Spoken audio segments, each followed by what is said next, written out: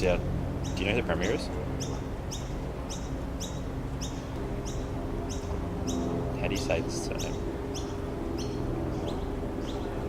Can you pronounce the surname of the Queensland Premier? There's a real question. Anna Patch. I think it's Palaszczuk. Palaszczuk. That sounds about Anna right. Palaszczuk. It's Polish. I have a friend who speaks What's Polish. the Pole doing as a Premier? Why have we got a Polish Premier? Do you reckon she's a dual citizen? Dual citizen. That's the bit. That's it. That's done. Does anyone actually know anything about their state government? Or does anyone in New South Wales know anything about any state government that isn't their own? Turns out there are actually logical reasons, not excuses, reasons, that our state governments get so little time in the headlines. Okay, so Federation 1901. It's basically a reason for all the different states' colonies to come together under one economic banner. No to different sized train tracks, yes to free internal trade, no to anyone who's not white entering our country at all. Arguably, the only reason they even bothered with a written constitution is because it was an economic agreement, so they had to write it down. So the balance of power was originally intended to be even between the federal government and the state governments. But over the last 100 years and a series of high court decisions, the balance of power has been tipped towards the federal government. In 1983, the High Court legitimised the federal government's ability to rule over state law in things like international treaties and stuff like that, external affairs. So this meant that anytime the federal government signs an international treaty, the terms of that treaty will overrule any state law that's already there. This is good because it means if we sign a UN treaty about World Heritage sites, we can't then dam or mine the World Heritage sites on a state level. This is bad because it means if we sign an international treaty on health or something, all the states will have to comply with it regardless of circumstance. And then in 1988, the High Court gave up completely and decided that external affairs included federal domestic law, regardless of whether it was external or not.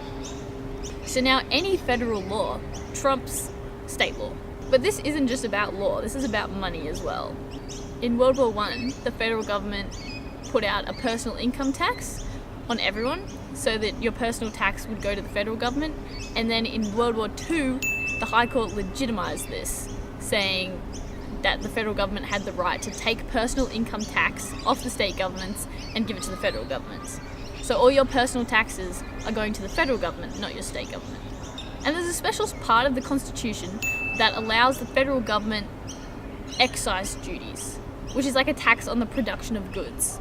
But over the last 100 years, an expansive interpretation of the phrase excise means that now the sales of goods and services is also taxed by the federal government. So the state government doesn't get any money from production or the selling of goods.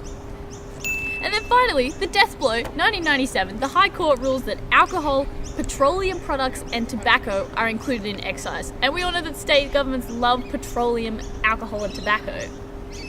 As it stands today, the federal government makes double the amount of money it needs through taxes, and the state governments make 60% of what they need through their own tax revenue. So no wonder we have no idea what's going on in state governments. The federal government controls all the laws and all the money. And then overall, we do have this tendency to just take things straight to the federal government. We don't even ask the states about it, we just go straight to the federal. Like Gonski, education is a state function. Why are we all complaining to the federal government about Gonski? Despite everything, there are still things that the Constitution only allows the state governments to do. We just don't care about them. Learn about your state government. It's important for the balance of power to be tipped in your favour. You have a better chance of your voice being heard. And really, that's what politics is all about.